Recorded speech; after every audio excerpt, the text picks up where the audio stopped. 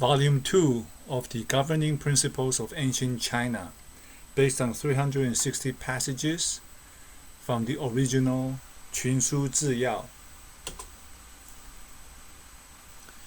Character building, guard against greed. A sage abides in his innate virtues and does not crave for anything beyond that. If he craves for more, he will end up losing all his accumulated blessings. But if he continues with his cultivation of morality, he will naturally attain what he hopes to achieve. Reminds me of the Bible, seek first the kingdom of God and his righteousness, and the rest will be added unto you.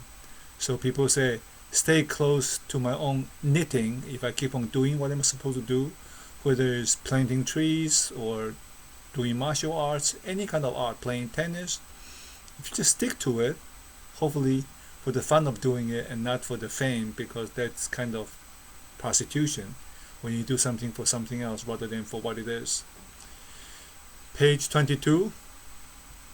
Eliminate detrimental desires so that one can pursue the path of righteousness. Give up unimportant endeavors so that one can be better prepared for future undertakings. Is this not a useful way of carving out a reputation and moral character for ourselves? Reputation is what other people think of us. It may or may not be important. But most important thing is for me to live a life that I want to live in a way that I enjoy it. So I focus all my activities towards that end, which are important to me and not to anybody else, because it is my life. And life is very short, very quickly the years and the decades will pass and the seasons come and go. Page 23. Contentment breeds happiness, but excessive cravings breed misery. While a contented person may enjoy wealth, eventually a virtuous leadership brings forth nobility. Hence, a person who craves for titles of nobility but disregards moral integrity cannot be deemed a man of honor despite becoming a ruler. And a person with endless cravings for wealth will never be contented despite owning the whole world. John Muir said that about Rockefeller or somebody, that John Muir has all he wants and that this very wealthy person does not have all he wants. Page 24. While some have ruined themselves due to endless desires, no one has ever courted danger because they do not have cravings. While some have tried to run a good government but ended up in chaos, no one has ever failed to be a good ruler because they followed the righteous path. The source of all suffering is attachment, says the Buddha. Page 25. The Shah, San, and Zhou dynasties enjoyed reigns of prosperity because the rulers exercised a strict restraint over their cravings and desires. The consequential downfall of the three dynasties was due to the unrestrained spending and excessive luxuriating. As we said previously, if I sleep too much, I actually feel bad. If I eat too much, if I drink too much of anything doesn't really bring you vigor and power and vitality. It is poverty that makes you strong. If you have to walk 1 mile, 2 miles, 10 miles, 15 miles, that's how you get stronger. Page 26. The sun and the moon would always shine brightly, but the clouds enveloped them. The water in the river would always be as clear as crystal, but the sand and stones polluted them. Humans by nature would always want to have inner calmness, but desires and cravings tainted their minds. If one is in pursuit of endless cravings, he might lose his conscience and commit acts of misdeeds. This would cause him serious consequences, and if he is the ruler of a country, the whole nation would be at stake. Pleasing the senses is like drinking seawater water. There's no satisfying, and desire cannot be satisfied. The desire can be appeased and calm for the moment, but it only becomes stronger as one continues to feed it. Page 27. Of all the foolishness in the world, none can be worse than the inability to see the dire consequences trailing behind immediate gains. Immediate gratifications, some people pay for that in broken marriages and different pairs of parents for the children. Page 28, there's no judgment here, just talking about consequences. Page 28, people become criminals and face imprisonment or execution because they could not restrain their endless desires and exercise self-discipline. And unfortunately, sometimes when we get angry, we lose the big picture. We'll forget our parents, our children, our co-workers, our bosses depend on us to get the job done. And for some momentary anger or pleasure or something, we lose the big picture and everything goes to pot.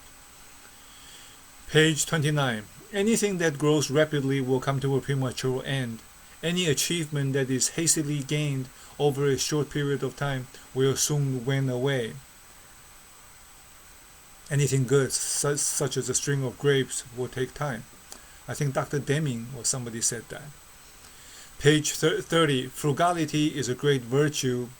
Extravagance is a great misdeed. So if we look at the duality skills behind it, right? Frugal is cherishing, appreciating things, and not getting the most. It is getting the most out of the buck, get the biggest bang out of the dollar. And if you have extra money, like I tell my daughter Jojo, can give it away. Extravagance is a great misdeed.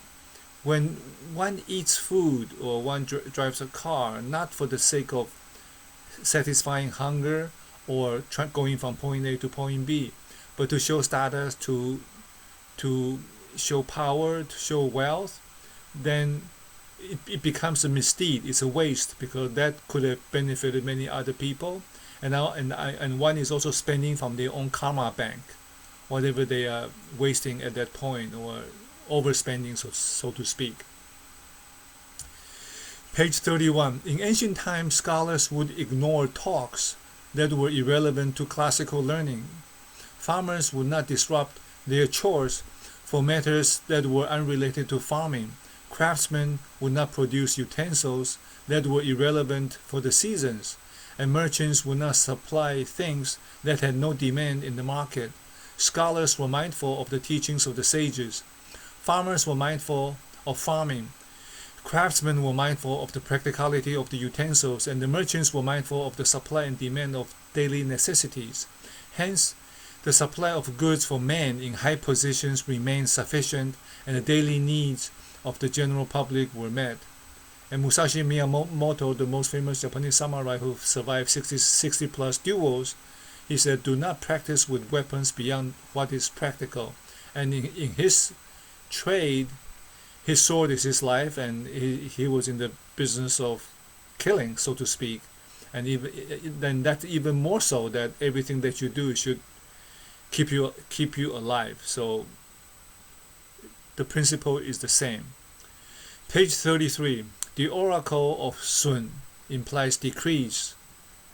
When a man of noble character, Junzi, notices the Sun oracle, he understands that he should control his anger and restrain his desires. Page 34. Had not the inhuman brutality of Qin Shi Huang gone to the extremes? To him, killing human beings was like slaughtering domestic animals. Any person with a conscience would only slaughter domestic animals sparingly. Emperor Qing put people to death simply because he was agitated by them and had no regards about his acts of cruelty. To make matters worse, his Prime Minister Li Si imposed laws with harsh punishments and killed anyone who opposed him. Consequently, the Qing dynasty reigned for less than 2 generations, and Li Si was executed with his whole clan. The Tao, the universe, when you push against the way things are, the universe pushes back. Page 36. Confucius said, "When we see men of worth, we should try to emulate them. When we see people lacking in morality, we should reflect and ask ourselves whether we have anything in common with them." So in duality, do not take pride to be better than somebody else, because Jesus said, do not judge yourselves amongst yourselves and do not compare yourselves against yourselves. According to the Christian creed, we are all sinners, and Buddha pretty much says the same thing, that we human beings continually think evil and commit negative karma. And in the Buddhist world, even positive karma is to be avoided because it ties you to reincarnation in Mahayana, Pure Land, Buddhist tradition. Page 37. It is considered the highest form of virtue when one enjoys doing kind deeds. Less so if kind deeds are done habitually, lesser still when one encourages oneself to do kind deeds. So the nature of a person, if it's compassionate, generous, and giving, that's the best nature one can have, spontaneous love and compassion. In the Christian terms, the cup overflows. To those, much is given, much is expected. Page 38. The oracle of Yi implies increase. When a man of noble character, Junzi, notices the Yi oracle, he understands that if he discovers the good points in others, he should strive to emulate them. If he makes a mistake, he should rectify it immediately. Page 39. To err is human. There is nothing greater than the initiative to mend one's fault after committing it. My ex-coworker from Martin Luther King Hospital said to err is human, to forgive is canine. I thought that was cute. And people say vision is the breakfast of champions, feedback is the lunch of champions, and self-correction is the dinner of champions. This is how you improve. And unfortunately, sometimes myself and other people, when the ego and the anger are greater than our skills, then we are stuck. We cannot grow. Page 40. The highest state of mind is to have no evil thoughts. Less so is when the mistake is corrected soon after it's made. Lesser still is when a frequently committed mistake could be eventually corrected. So these are the three levels of being on the path of self-correction. And when the mind has no evil thoughts, because the mind is the genesis of everything, if you think you want to become an ice skater, that thought turns your body and your mind and your skills into that of an ice skater. So everything begins with a thought. So when the evil thoughts are not there, that means one doesn't have bad habits, one doesn't have bad speech, one doesn't have bad tendencies, and one will not commit negative karma. So that takes some level of practice and time to achieve that state. Unless you're like the sixth Zen patriarch who could attain sudden enlightenment, complete enlightenment. Page 41. Confucius said, if a man of noble character, Junzi, does not discipline his mind and dignify his demeanor, he will not only lose the respect of others, but will also lack a firm footing in his studies. So he should befriend trustworthy people and avoid the company of those who are incompatible with his ideals. When he makes a mistake, he should have the courage to rectify it. Self-correction is very, very important. And Dr. Kavi says, celebrating differences, when his wife or somebody came and contradicted him and had a different opinion, he said, great, let's see what you have. Synergy, to synergize. And Dr. Kavi talked about rejecting, persecuting differences, rejecting, tolerate, accept, honor, and celebrate differences. Page 42. In cultivating virtues, a man should first set a good example in his relationship with his wife, treating her courteously at all times. He then extends this manner further to become a role model to his brothers and sisters, and applies the same principles further to govern a country. Our spouses are the nearest, I guess, punching bag in some cases, but nearest teacher or guide, that by continuous harmonious interaction and self-correction, we can reach a calm mind that hopefully will have less and less anger until there is none. It's possible, very difficult to do, and I'm so far from it. Page 43. A king is related to a crown prince as father and son. but according to the royal hierarchy relationship, they should be classified as a king and his subject. A king should care for his people as dearly as a father to his children, and uphold his sovereignty before he could run his administration well and gain the full support of his people. Treat others as you'd like to be treated. Abraham Lincoln said, if you want to keep a slave, first maybe you should try to be a slave yourself. Do unto others. Page 44. The book of Zhou Zhuang said, when the Zhou emperors held councils to form alliances with the patrimonial lords, members outside the Zhou clans were seated at the back. Indeed, the deep-rooted affections among relatives would always be prioritized, and this close relationship would still be maintained despite disputes. Family ties should be genuine and faithful. Never had faithful and honorable subordinates neglected their leaders, or benevolent individuals abandoned their relatives. Page 45. This is very good. Page 46. When people holding high positions could show filial piety to their parents and care for their siblings, this exemplary role model would evoke compassion in others. So by not deserting old friends, everyone would become caring toward each other. Page 24. Page 47.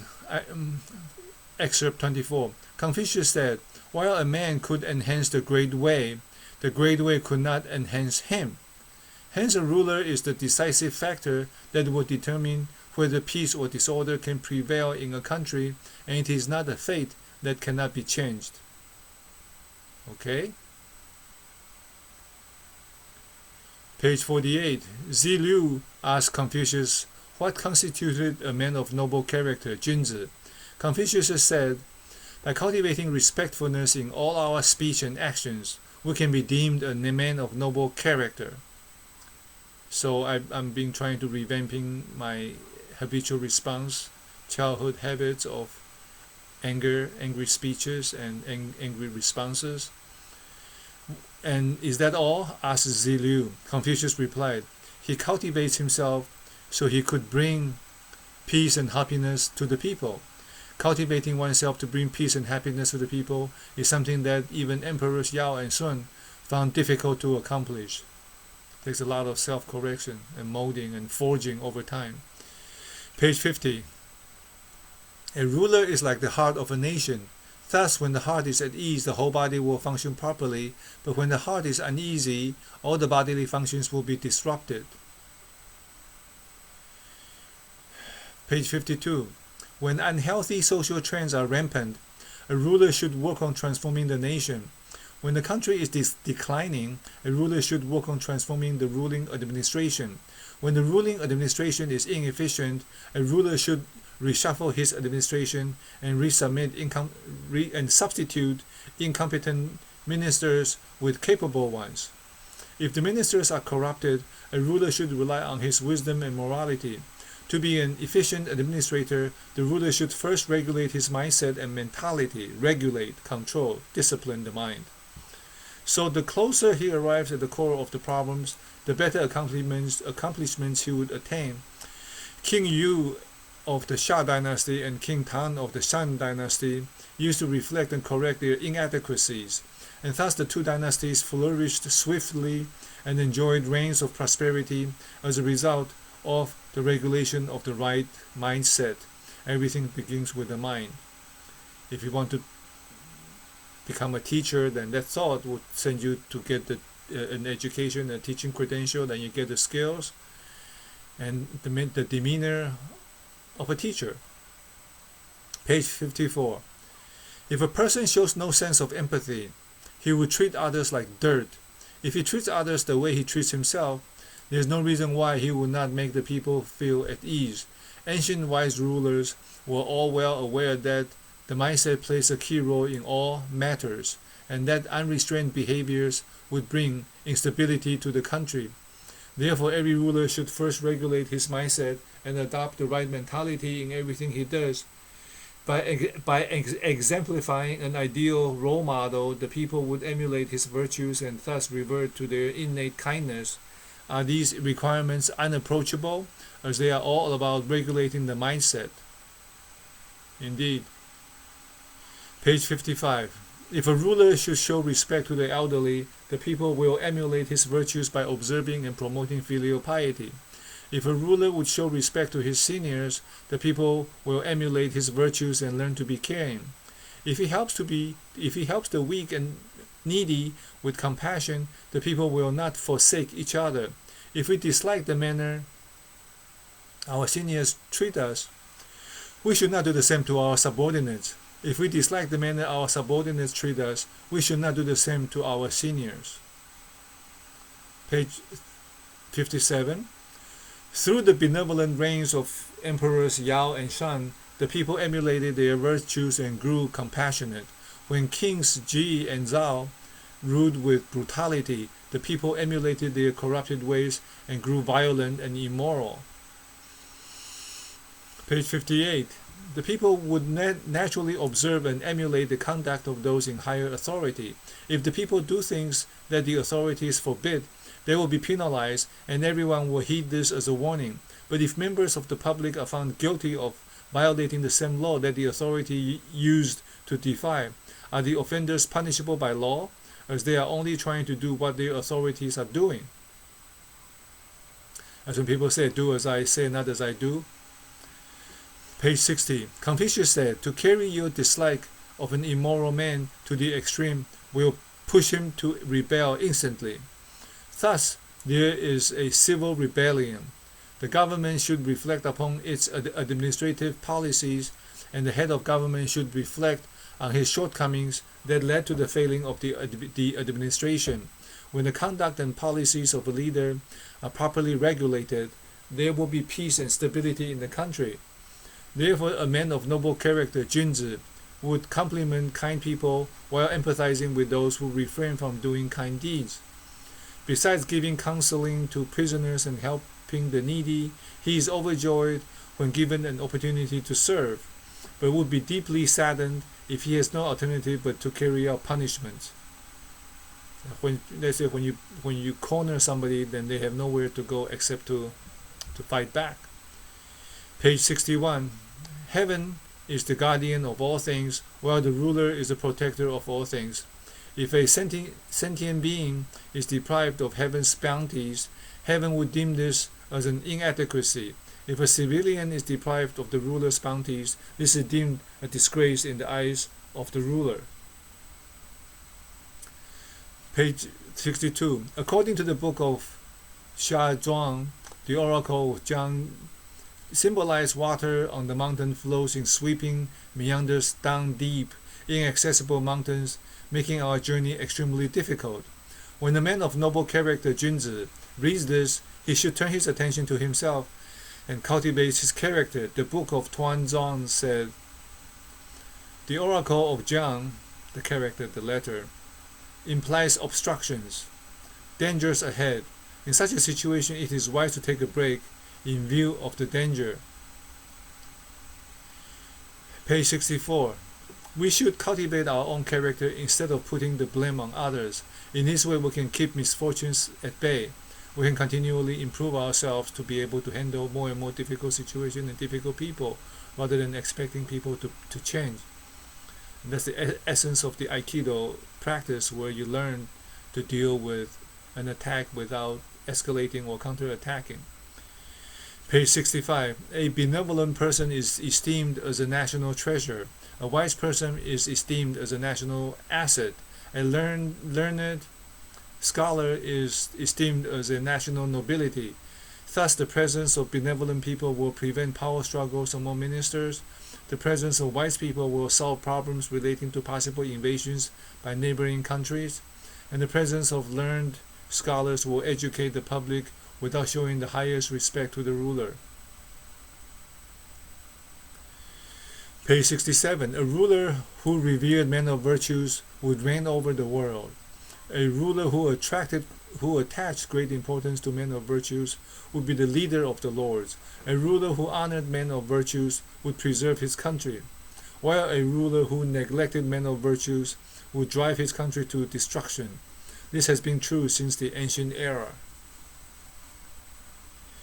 power corrupts absolutely. Absolute power corrupts absolutely. So virtue is very important. Page 68. With virtuous people holding high positions in the government, no one would leave things to chance. An idiom said, when the people leave things to chance, misfortune would befall the nation, indicating a situation where no able and virtuous people are serving in the top administration. Page 69. Without the service of able and virtuous people, a country will soon decline. The book of Xi Jing said, in the absence of the able and virtuous, the country will soon be overcome by misfortunes. Hence the book of Xia Shu said, being blamed for not following normal procedures is far better than to execute innocent people by mistake. This indicates that ancient rulers were extremely concerned about losing people of virtue. Page 70. A ruler labors to find good people, but once they are found, he can relax and enjoy a reign of prosperity. Emperor Shan assigned many wise and able men to the right tasks, and so all he did was to uphold his sovereignty, and there was a reign of peace. Page 71. The wise rulers of the past would seek virtuous people to serve the country, irrespective of whether his relations with them were close or distant, or whether their social status was low or noble. He would humble himself and regard them as distinguished people who would lead the country towards success. Li Guangyao of Singapore said the same thing. Page 72. Today, your lordship has attained supreme status, and if you can treat worthy individuals as close friends rather than subordinates, you will eventually rule over the world. Take their advice and they will help to share the wisdom and steer you right. Page 74. For 7 years, the Duke of Zhao acted as the regent. During that time, he brought gifts as a token of first visit to 10 civilian scholars in the capacity of a student paying respect to his teachers, met 12 people as friends, and gave priority to meetings with 49 humble scholars in their meager dwellings. About 100 people were ready to offer him advice anytime. More than 1,000 students came under his tutorship, and tens of thousands of officials were personally selected by him to serve in the government. Worthy men from all over the kingdom would not have served under him if he was arrogant and mean. Yep, because the worthy men are not so much into money and power. They would do it because it's the right thing and that they can make a difference. So if he was arrogant and mean, then they would not want to live in such a power structure. Page 75. The key to success of a leader lies in the fact that the bare truth should never be concealed from him. Thus, he must allow his subordinates to remonstrate, to talk straight to him, and be keen to accept a wide variety of counsels and suggestions, irrespective of whether they came from the nobles or the lowly, be they servants, houseboys, herdsmen, or stablemen. Everyone must be allowed to express their views. Page 76. If you need to determine perpendicularity, you should use a plumb rule with a plumb line. If you need to determine whether it is a circle, you use a compass. You use compasses. To determine a square, use an angle rule.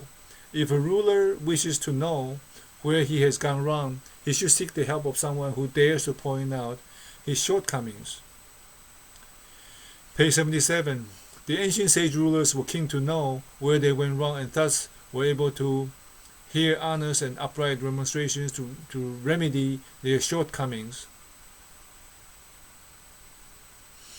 Page 78. In running his administration, a wise ruler expected the words of his ministers to be made public, while encouraging remonstrations even from men of inferior status to attract worthy people to serve in his government.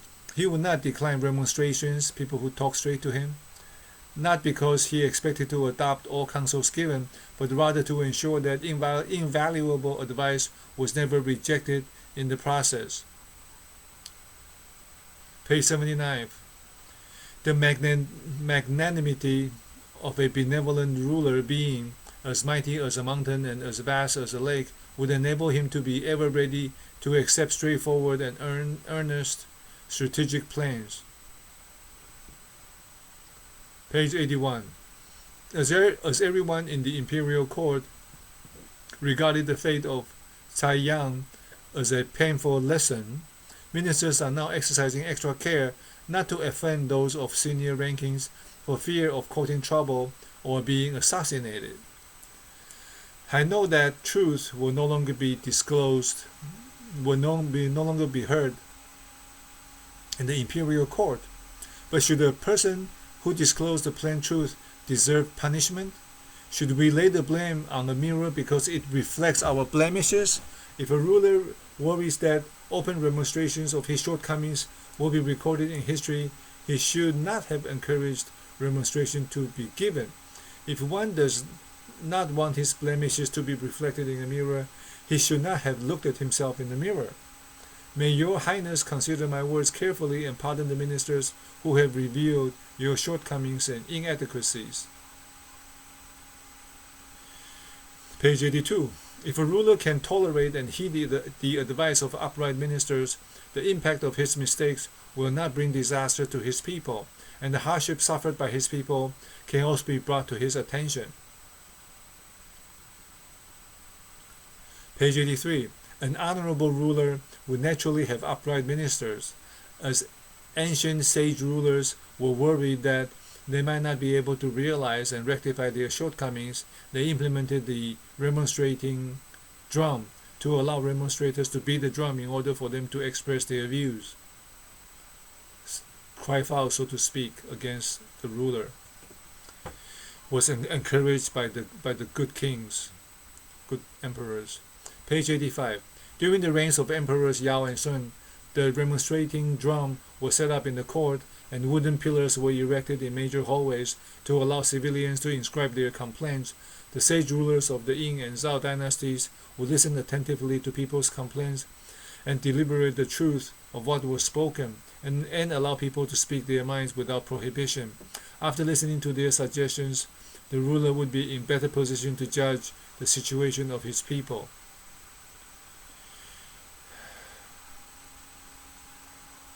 Page 87. King Yu governed his kingdom through the application of 5 sounds generated by musical instruments. On the door of the imperial court hung a bell, a drum, a proclamation or a war bell, and the chime stone. Another small revolving drum with a handle was placed beside them. Visiting scholars were greeted by the following words engraved on the wooden rack. Please hit the drum if you want to teach me the great way.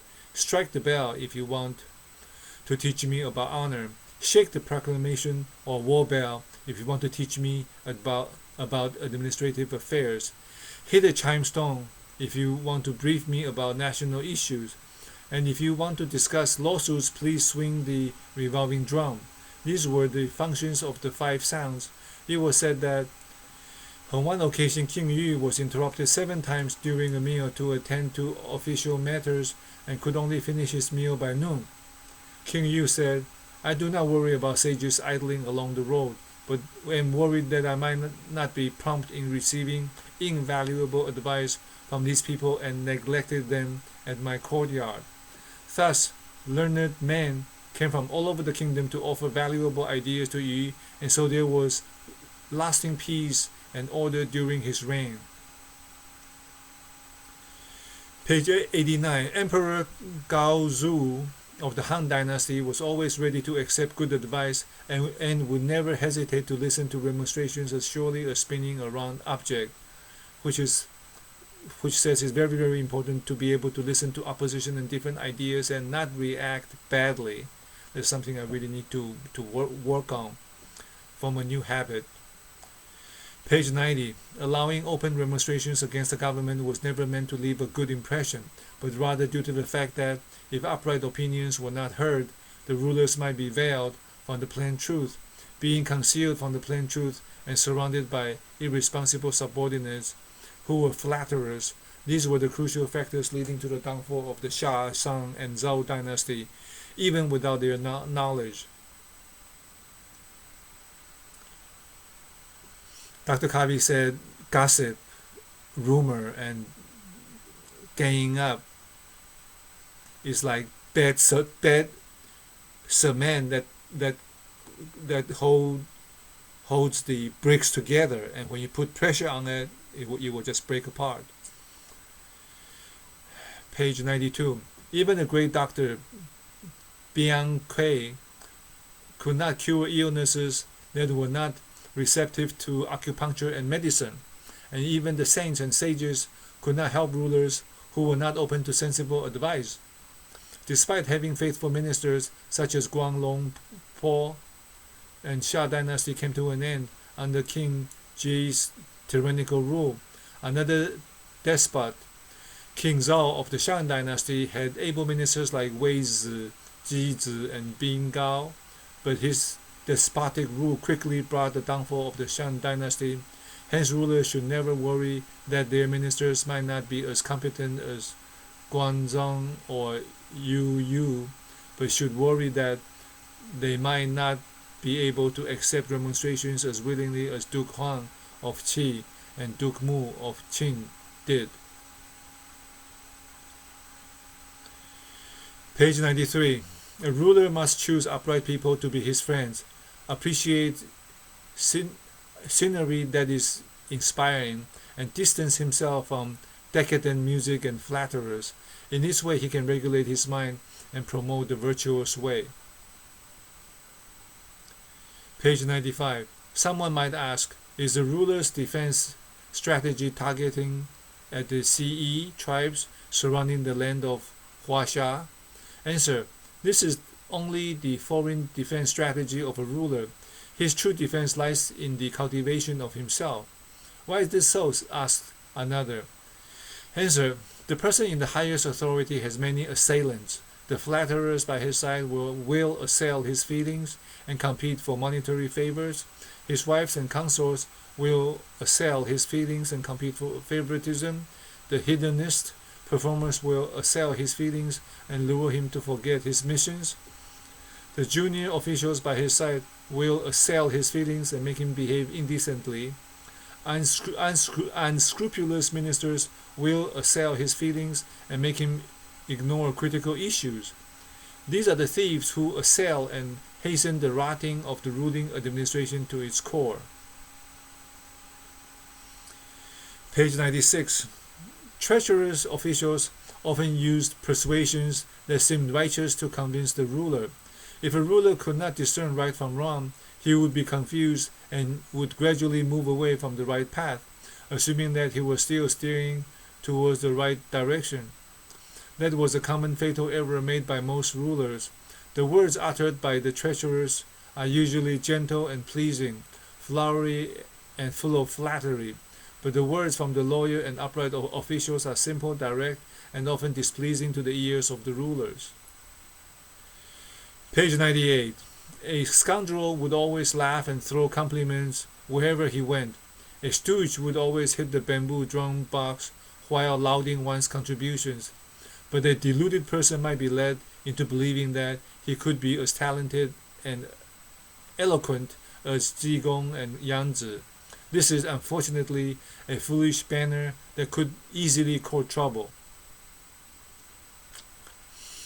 Page 99. Prime Minister Li Si advised Emperor Ershi, the second emperor of the Qing dynasty, by saying that if a person could not act freely after becoming a ruler, it might be likened to a man being handcuffed and restricted from moving around. Ershi heeded this and ruled ruthlessly, thus bringing the Qing dynasty to an end in just 3 years, and Li Si and his whole clan were executed by this tyrannical ruler. Page 100. A man of virtues appointed to run a competent administration would resign if false charges were brought against him, thus ending the efficient management of the country. Page 101. Although there are faithful ministers and wise strategists in every country, some countries will still suffer heavy losses in battles, thereby putting their lives and the fate of their countries at stake.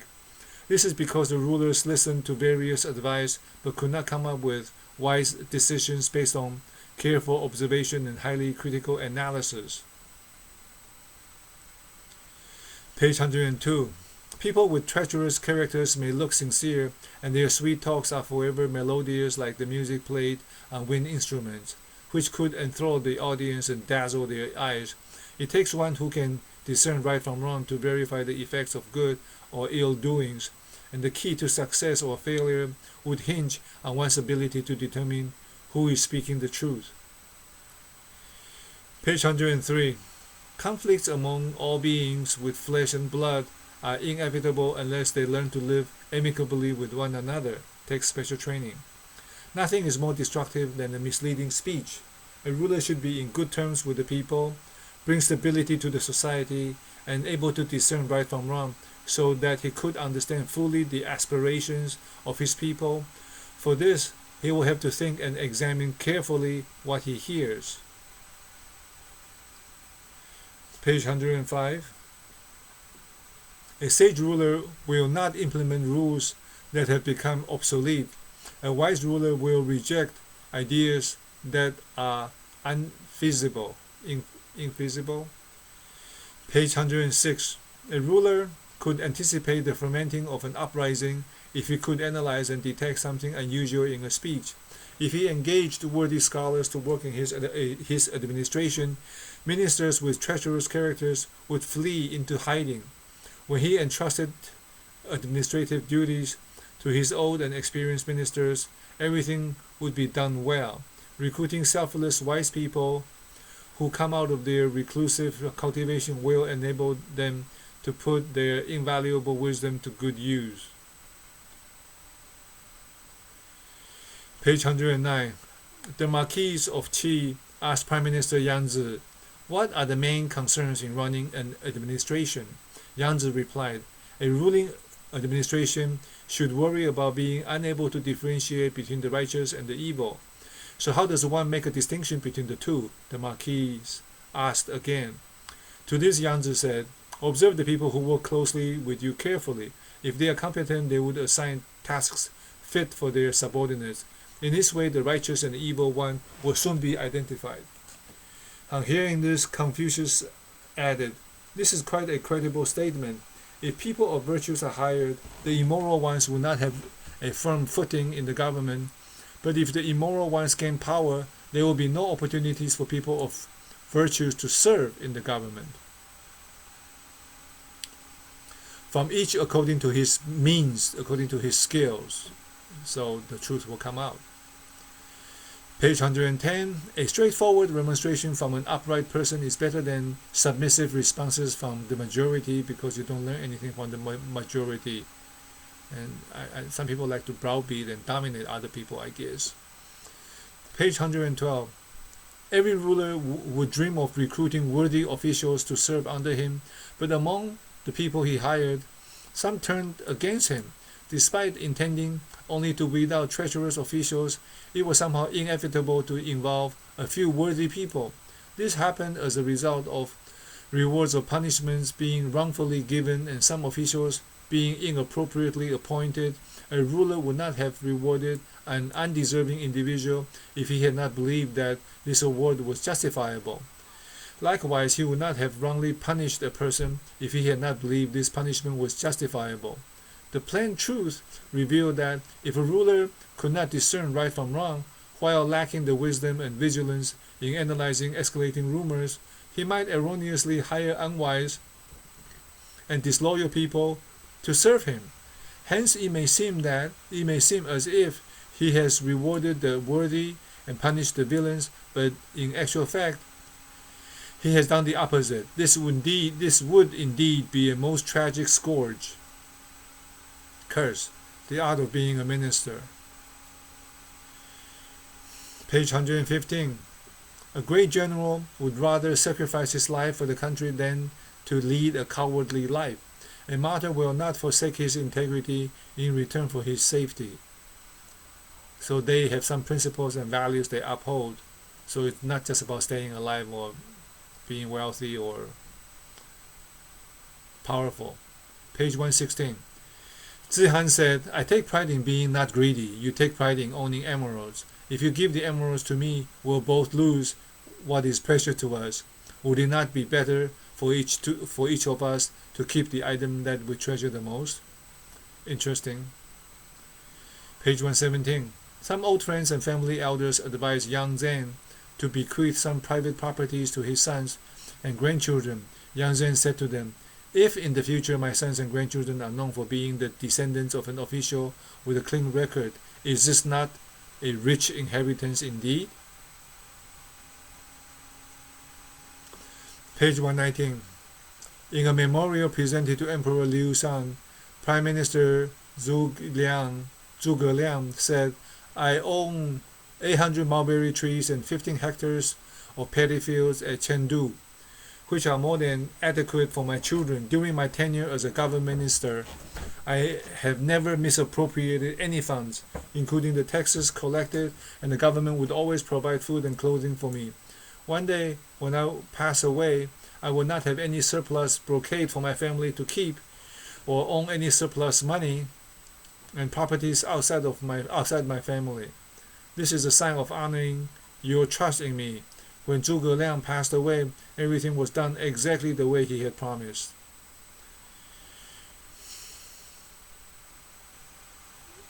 Page 121. In the north of Guangzhou province, there is a fountain known as the Covetous Fountain. Legend has it that even a righteous official would be transformed into a corrupted person after drinking a mouthful of water from this fountain. When a man named Wu Yingzi arrived at Guangzhou, the first thing he did was to locate this fountain and fetch some water to drink, after which he wrote this poetic prose. The ancients say that a mouthful of this fountain water will turn a man into a scoundrel, but I doubt honorable men like Bo Yi and Shu Qi would change their noble character even if they had drunk this water. Page 122. Loyal ministers are selfless, and selfish ministers are not loyal. Integrity is about upholding justice in carrying out one's official duties. Page 123. When His Highness requests for an opinion, I will speak cautiously. If he has no questions for me, I will carry out my work cautiously and focus on cultivating my moral character. When the country conforms with the Tao, the moral way, I will obey the orders. If the country has deviated from its moral way, I will decline to obey and revert to a simple life of a recluse. He will leave. Page 124. The social stability or unrest of a country is closely related to the ruler's final decisions in determining the life and death, reward and punishment of his subordinates or people. If a ruler wished to spare the life of a man who deserved the death sentence, his officials should clarify in detail why the execution should be carried out. If a ruler wished to reward a man who deserved punishment, his officials should explain to him why the punishment should be carried out. A good government is said to be established when the above conditions are met. Page 126. Faithful ministers who serve their ruler truly would risk their lives with honest remonstrations. However, their advice might not be heeded, since implicit remonstrations might not be able to reveal the truth. A wise ruler should therefore be keen to listen to straightforward remonstrations that might put the life of the remonstrating minister at stake. Page 127. Ministers are individuals who help a ruler to govern well. Apart from overcoming his doubts, thus they would remonstrate even if it means risking their lives. Well, in my mind, if you think death is highly likely, I'm not sure how smart that is, personally. Page 128.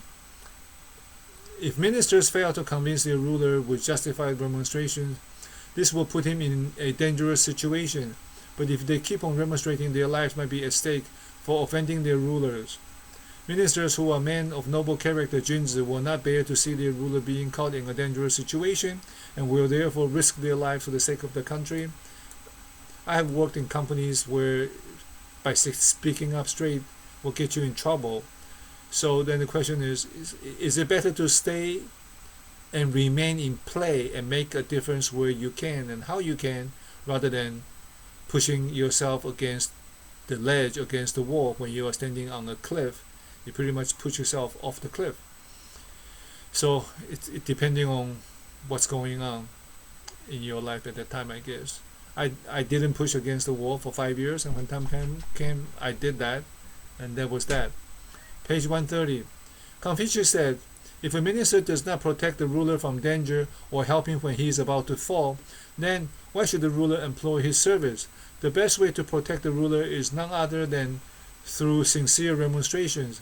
A son who obeys his father blindly is not fulfilling true filial piety. A minister who obeys his ruler sheepishly is not being truly faithful. The prosperity of a nation relies very much on government officials who are able to remonstrate with their ruler frankly, while the prosperity of a family relies on children who are able to remonstrate with their parents. Page 131. If one were to express a remonstration through metaphorical implications, but was so ambiguous that it failed to convey the intended message, then he could never help a ruler to rectify his mistakes. So the only way to make a ruler correct his faults is through direct and sincere remonstrations. Simple and straight to the point. They say what? The road to hell is paved with good intentions. Page 132. There are three factors which contribute to an unstable government. First, the right persons are not appointed to do the right jobs. Second, the right persons are identified but they decline to join the government. Third, the right persons are appointed but their talents are never put to good use. Page 134. Mozi said, today the government wishes to make the country prosperous and populous, with law and order and everyone receiving education. But what was the reason that stopped this from happening? It was because the government did not consider honoring virtuous and able men and appointing them to assume important positions as part of the administrative strategy. In fact, the country would enjoy political stability when run by men of virtues. Therefore, the most urgent task for senior ministers now is to ensure that more worthy people are working for the government. Page 135. The ancient government required the patrimonial lords to nominate virtuous and able people at regular intervals to serve in the imperial government. During the reign of Emperor Xiao Wu of the Han Dynasty, besides nominating filial and honest men from prefectures to assume government positions, accomplished scholars were also selected to serve in official posts. As a result, many well-known and accomplished ministers and officials were created in both the civil and military wings of the government. The Han Dynasty was able to recruit the service of many worthy individuals using these methods. Page 137. In the past, if a ruler made a request to select officials, his ministers would submit their nominations. If the right candidates were recommended, the nominators would be rewarded. But if the wrong candidates was recommended, the nominator would be punished. In this way, the ministers had no choice but to seek and nominate best candidates for their government. Page 138. If the selection of officials is not carried out under stringent measures, it will only create opportunities for malpractices in the government. And if the recruiting of virtuous officials is not encouraged, the process of searching for these candidates will be hindered. In selecting potential candidates, it means that ministers have to take turns to make nominations. To act under stringent measures means that the nominators and the nominees are accountable to each other. If the right candidate is not recommended, the nominating ministers will be penalized, and if there are nomination frauds, the officials will also be punished. As such, officials will be deferred from malpractices and will thus strive to look for worthy talents to serve the country. Esteeming virtues. Page 141. The book of Tuanzhuang said, in studying astronomy, we are able to understand the law of changes of the seasons. In studying human civilization, we are able to understand the process of transformation in the human society and thus implement education and efficient administration to rule the country. Page 142. Heaven and earth move according to the law of nature. Hence the orbits of the sun and the moon will not cross paths, and there is no irregularity in the cycle of the 4 seasons.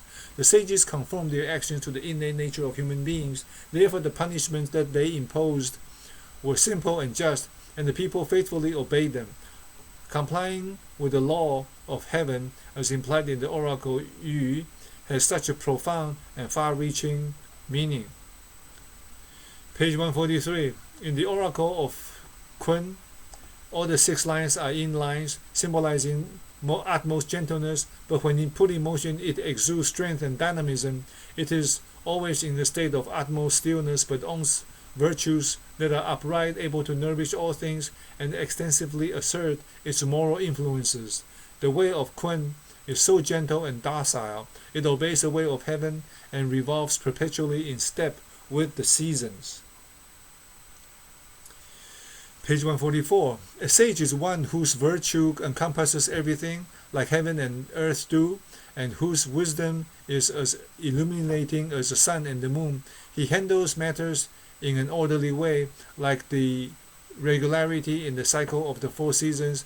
He can foretell good and bad fortunes, calamities and blessings as remarkably as the supernatural beings.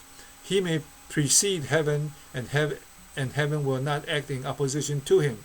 He may follow heaven, but will act only as heaven at the time would do. Page 146. Confucius said, heaven helps those who follow the righteous path, and people help those who are trustworthy. The trustworthy who abides by the law of nature will be blessed by heaven. Thus all things will turn out to be auspicious and favorable for him. Page 149. If one abides by the principles of righteousness, what seems difficult to others will be easy for him. Thus Zhuangzi said, when parents love us, we should be happy and never forget their kindness. But when they dislike us, we should have no resentment and try not to make them unhappy. Therefore, whether our parents love or dislike us, this should never affect our filial piety towards them. Shi Zhi said, if a ruler is close to us, we should respect him and listen to his orders obediently. If a ruler distances himself from us, we should also respect him without resentment. Therefore, whether a ruler is close to us or distances himself from us, it should never affect our loyalty toward him. Confucius said, we should feel happy to be able to rectify our faults and exercise strict self-discipline over ourselves, but never insist the same over others. A man of virtue such as Gu Bo Yu will not feel upset when being neglected. Therefore, whether we are appointed in office or being neglected will not affect our morality and actual virtues. Guo Hu Fu said, it is not difficult to differentiate the person of virtues from the rest. Observe the way he distributes his wealth when he is rich. See which type of people he nominates when he is holding a high position. And notice how he resists temptations when he is impoverished. In short, true virtues will not be affected in times of hardship or prosperity. Being loved, disliked in good terms, or being distanced, failure or success, rich or poor, all these will help strengthen our success in treading the righteous path. We'll continue later.